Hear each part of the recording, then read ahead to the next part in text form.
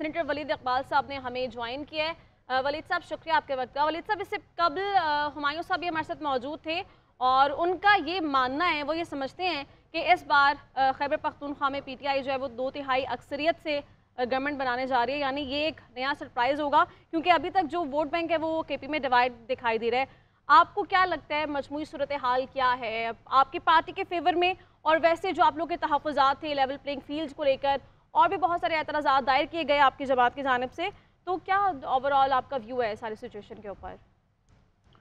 देखें जी, इसमें तो कोई डाउट ही नहीं है कि लेवल प्लेइंग फील्ड जिस तरह से होनी चाहिए वो बाकी सब जमातों के लिए तो है। पीटीआई को मुसलसल सामना रहा है इस लेवल प्लेइंग की फील्ड के हवाले के ना होने के, बल्कि कहीं कई कई लिहाज से तो समझा जा रहा है कि फील्ड ही नहीं है तो लेवल की क्या बात होगी। लेकिन मैं दाद देता हूँ तमाम हमारे जो उम्मीदवार हैं, पार्टी की जो क़यादत है, और हमारे वर्कर्स और वोटर्स जो हैं वो हर किस्म की सऊक़तें और मुश्किलें बर्दाश्त करने के बावजूद जो हैं वो मैदान में हैं। और जहाँ तक आपने बात की सरप्राइज़ की, और आपने ज़िक्र खैबर पख्तूनख्वा का किया, तो मैं ये समझता हूँ कि वहाँ तो कोई इतना सरप्राइज़ नहीं है। वहाँ तो हमें अंदाज़ा है कि हमारी पार्टी कितनी मकबूल है, और भले आपके नज़दीक जो है वहाँ पे कोई अब वोट तकसीम हुआ है, ऐसा कुछ हमें तो ऐसा कोई ख्याल नहीं है। ठीक।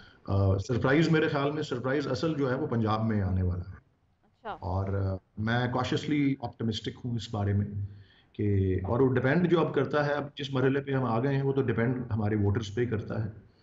और आपने कुछ आदाद शुमार बताए, मैं भी कुछ आदाद शुमार अर्ज़ कर देता हूँ। हमारे कोई तकरीबन 128.5 मिलियन वोटर्स हैं कुल तकरीबन।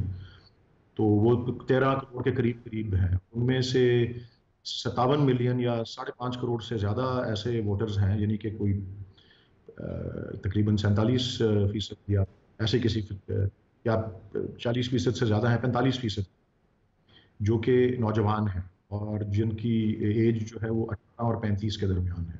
हम्म। तो वो बड़ा कलीदी किरदार अदा कर सकते हैं। एक गैर मुल्की खबर रसां एजेंसी ने इस पे एक यूथ का सर्वे किया था, जिसमें कम से कम उनके सैंपल ने तो ये इज़हार किया था राय का कि हम 70% लोगों ने कहा था हम वोट देंगे, हुँ। वो नौजवान। अब आप अंदाज़ा कर लें कि 57 मिलियन वोटर्स वो हैं। उसके अलावा 24 मिलियन यानी कि तकरीबन 2.5 करोड़ ऐसे वोटर्स हैं जो कि 2018 से लेकर 2023 के दरमियान रजिस्टर हुए। वो भी ज़ाहिर है ऐसे हैं जिनकी उम्र उस दौरान 18 साल से ज़्यादा हुई। कुछ उसमें ऐसे भी हैं जो कि उम्र में ज़्यादा भी होंगे लेकिन उनके वोट अभी रजिस्टर हुए हैं। ठीक। तो वो भी एक बड़ा किरदार अदा कर सकते हैं। और उसके साथ साथ अहमियत मेरे ख़्याल में रखती हैं वो ख़वातीन वोटर्स, जिनकी तादाद 6 करोड़ के करीब है, और वो 46% हमारे टोटल रजिस्टर्ड वोटर्स की नुमाइंदगी करती हैं। तो अब डिपेंड जो है वो वोटर्स पे करता है और वोटर्स के टर्न आउट पे करता है। और अच्छा जितना वली साहब, जिस टर्न तरह आउट आपने कहा, एक तरफ तो ये स्टैट्स हो गए ना जो आप बता रहे हैं, जो आप शेयर कर रहे हैं कि वोटर्स की तादाद इतनी है। हम सपोज कर लेते हैं कि सपोजिटली पाकिस्तान तहरीक इंसाफ के लेट्स से 50 सीटें हासिल करने में कामयाब होती है, या जितनी भी सीटें आप हासिल करते हैं, उसके बाद का लाएमल क्या है पाकिस्तान तहरीक इंसाफ का? इत्तेहाद किसके साथ करना है? मिलकर हुकूमत बनानी है या आज़ाद हैसियत में ही रहना है? क्या उसके बाद का प्लान क्या है? जी, मेरे ख्याल में अभी उस पे कोई बहुत ज़्यादा तफसील में जाना तो काबिल वक्त है। हुँ।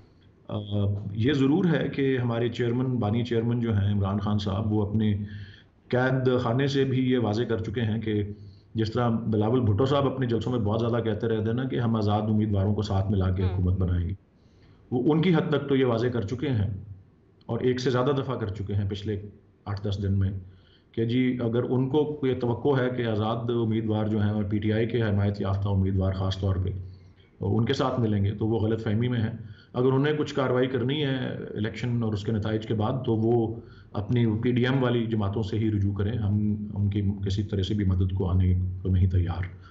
बहरहाल जी, अभी इंशाल्लाह कल जो वोटर्स हैं उन पर सारा कुछ अब डिपेंड करता है। मैंने जिस तरह अर्ज़ किया कि बहुत से ऐसे वोटर्स हैं जो कि गेम चेंजर्स बन सकते हैं, मैंने उनकी निशानदेही आपके सामने की है। नौजवान जो हैं, न्यूली रजिस्टर्ड वोटर्स जो हैं, ख़वातीन वोटर्स जो हैं वो, और आजकल जिस तरह ज़राए अबलाग जो हैं वो मुहैया जो होते हैं, और पाकिस्तान में बड़ी काफ़ी ज़्यादा तादाद में मोबाइल फ़ोन पेनिट्रेशन है, लोगों को जो है इस बात का, हालांकि हर कोई कसर नहीं उठा रखी हमारी रियासत और उसके इदारों ने कि किसी न किसी तरीके से पीटीआई के वोटर्स को और पीटीआई की जो है वोटर्स के जहनों पर जो है किसी तरह से गलबा हासिल किया जा सके, उनको यासो हरमान में, मायूसी में, डिस्पॉन्डेंसी में, डिसअपॉइंटमेंट में मुब्तला किया जा सके।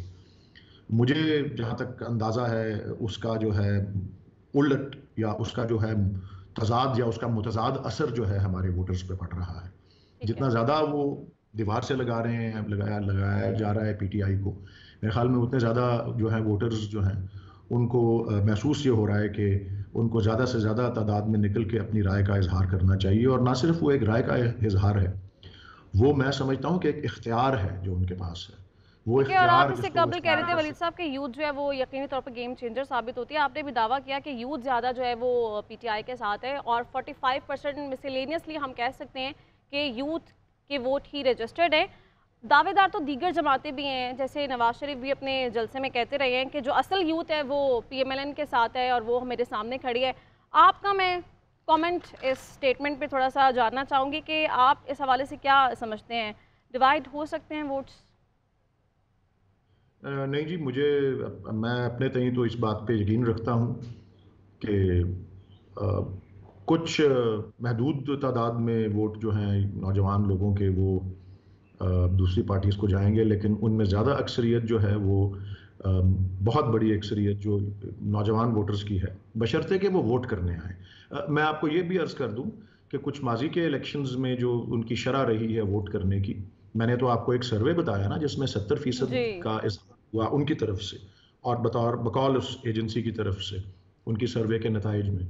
लेकिन उनकी जो शिरकत रही है माजी में वो या 30% रही है या 25% रही है, तो वो बहुत ज़्यादा नहीं है। तो और जाहिर है कि वो गेम चेंजर तभी साबित होंगे अगर वो ज़्यादा तादाद में जो है वो निकलें। और उसमें मैं अर्ज़ कर दूं कि जो ख़ास तौर पर ये बिलावल भुट्टो साहब कोशिश करते रहे हैं उन वोटर्स को अपील करने की, और मियाँ नवाज शरीफ जो हैं वो करते रहे हैं।